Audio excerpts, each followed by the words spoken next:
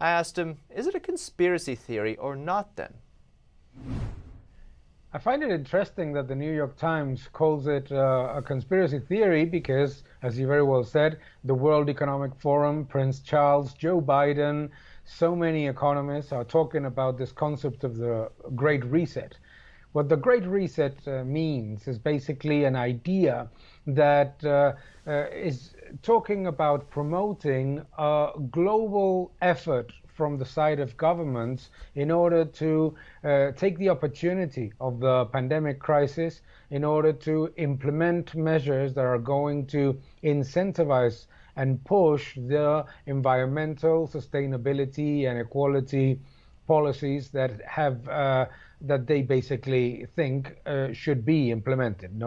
And I think that it's very evident in the World Economic Forum website, but it's also very evident in some of the messages of, for example, members of the Democratic Party, members of the Labour Party, and other and mainstream neo-Keynesian economists. The idea that there needs to be some form of first massive debt relief so that governments that have spent a lot of money throughout the crisis would find the debt burden smaller. But we need to understand what that means. If you have a massive debt relief, there is also a massive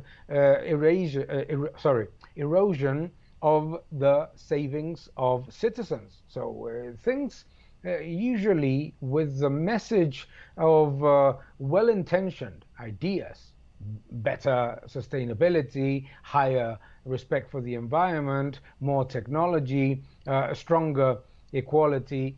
All of those elements obviously are positive and we all are in favor of them. What I find almost interesting, if not intriguing, is the idea why would any of those things be implemented better because of higher government control? Because if there's anything that we should have learned from this crisis is that high interventionism and massive government control have created a huge economic problem in countries that have not managed the pandemic and preserve the business and economic fabric at the same time.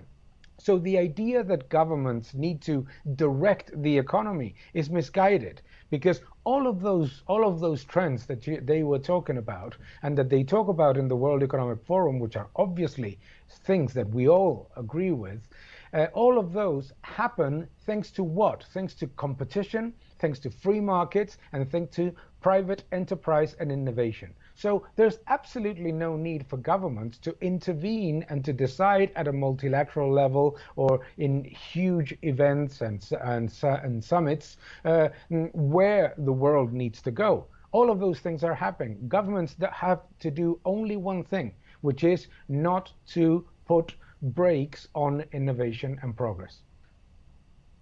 Because if you look at the World Economic Forum website, a theme that does come up a lot is inequality, solving this problem of inequality. But as you rightly pointed out, if you look at the interventionism we saw during the pandemic this year, this overwhelmingly benefited the richest people. Am I not correct in saying that?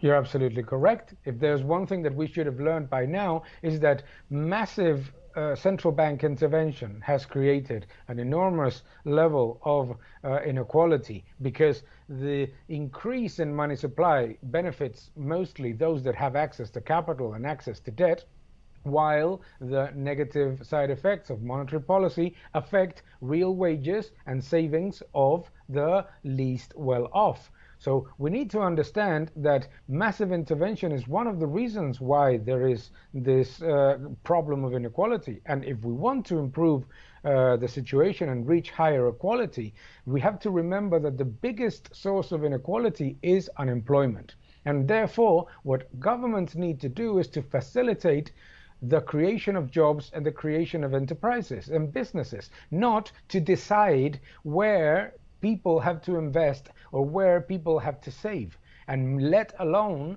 to think that a problem of inequality and high debt is going to be solved by erasing the debt of those that have benefited from the crisis, and at the same time, on the other side of that coin, erasing the savings of the ones that have endured the negative consequences. So, you know, again, what the World Economic Forum, with Prince Charles, what they're all mentioning, all of these objectives are fine. We all agree with them, but the means are wrong. It is wrong to believe that governments need to direct the economy in that path, because if that path is sustainable, profitable, creates more employment, and creates better welfare for everybody, it will be thriving with the private sector without any need for government intervention. If government needs to impose it, and multilateral summits need to impose it, it's because it is not going to be working.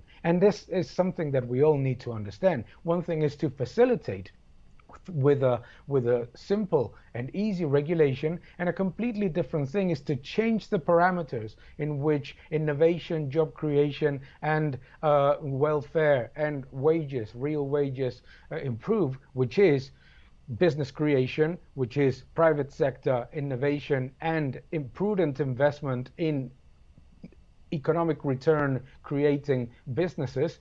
If we subvert that equation in order to make governments force companies to behave as if they were administrations, spending on things that don't generate economic return and wasting money on things that are politically driven, what we end up seeing is what we have seen, for example, in the European Union, that you have stagnation and lower employment.